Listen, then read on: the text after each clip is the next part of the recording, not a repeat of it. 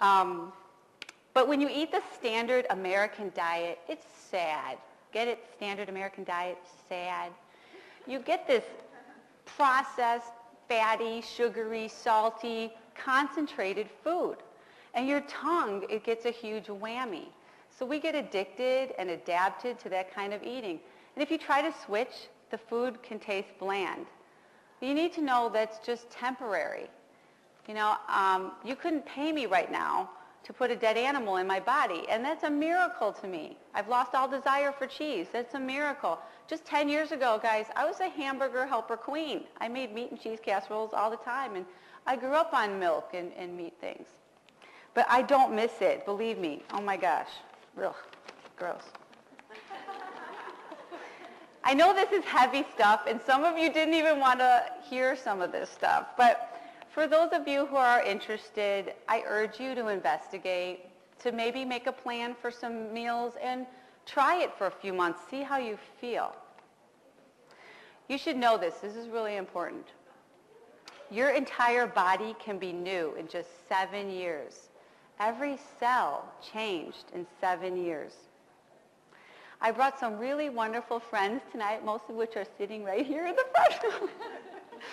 And they are just here to share their experience with you. If you want to talk to them after, find out what they're eating and how much better they're feeling. Lawrence and Victoria right here in particular amazed me because they went vegan in 1 day. And Victoria has said to me before, it was so easy. I believe her. I did more of a gradual change. But studies show that if you make little changes, it's so easy to get you back to the old habits. It's better to make a big change and start seeing the big results right away. By the way, Victoria's cholesterol was 290 2 years ago, and now it's, last time she had it checked, it was 139.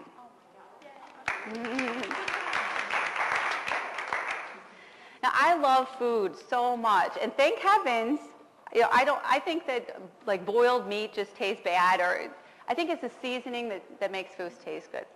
And I really enjoy foods like mashed potatoes, bean burritos, spaghetti, rice pudding, oatmeal with berries, fajitas, Chinese food, grain loaf, lasagna, soups, hash brown, Indian foods, salads, bruschetta, hearty breads, hearty stews, hummus, falafel, mushu, guacamole, garden burgers, veggie wraps, no cheese pizza with spinach and green olives, chili, pasta, pesto with marinara, wild rice, sorbet, fruit smoothies.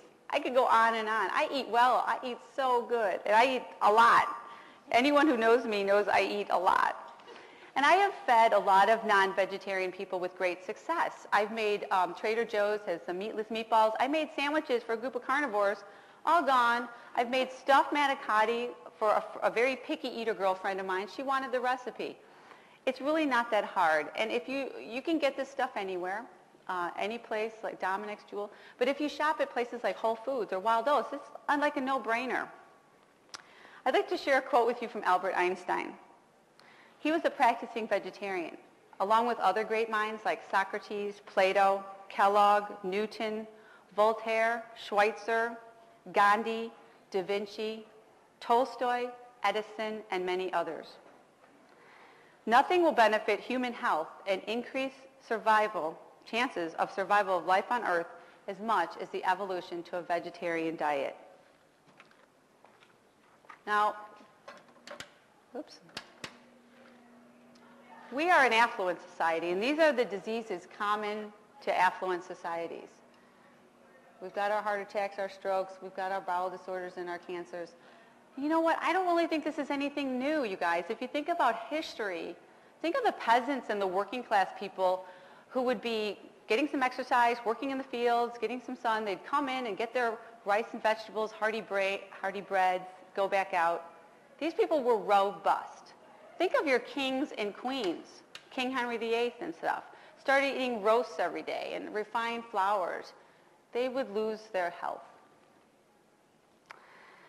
Now, some people think, like that phrase, everything in moderation. Well, I personally hate that phrase, everything in moderation. I think that can just mean anything you want it to mean. And, I don't want to tell my kids, well, heroin's okay in moderation. Or, you could drive drunk once in a while. Do we even want our parents or our children to smoke a few cigarettes? Ideally, The ideal is that I don't do anything that's going to harm myself at all. And I slip, I flounder. Thank goodness there are no vegetarian police watching over me. I'd be in trouble. But it's a journey. It's a journey, and every time I make strides, I just feel the rewards. I think this last chart here that I have is going to help you understand why I'm so excited.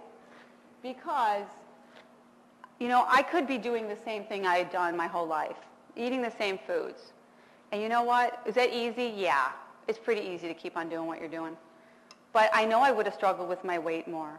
I know I'd do that. I have a higher probability of seeing doctors later on down the road. I know I'd have a higher probability of being in hospitals, maybe having some procedures like angioplasty and chemotherapy. I'm sure I'd be on medications down the road. Higher probability for osteoporosis, being in a nursing home, probably having some pain, or dying earlier than I would have.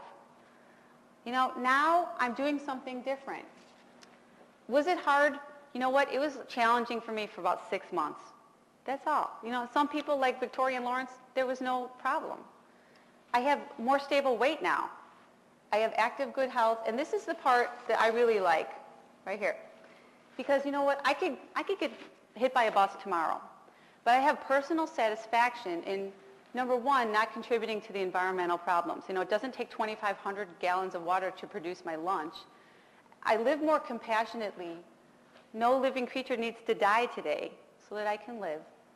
And spiritually, my world has really opened up a lot because I believe my Creator really wants me to take care of this body I'm really grateful to have. And I am taking better care of myself now than I ever have.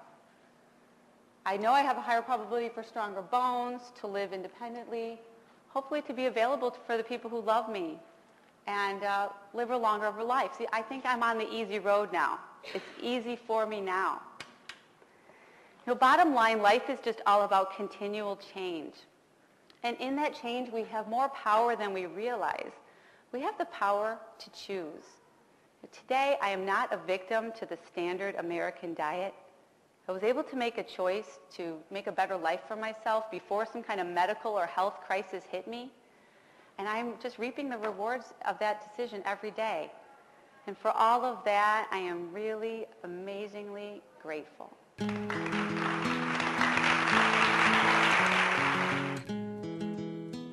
So, what do you think? Oh, thanks. I know, I need to learn PowerPoint. It's on the list. We're going to go to 2 different grocery stores next, and then we'll meet up right back here. See you in a bit.